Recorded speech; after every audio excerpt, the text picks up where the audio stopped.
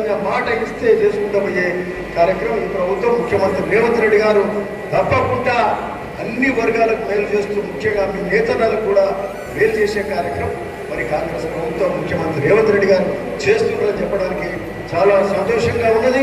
మరి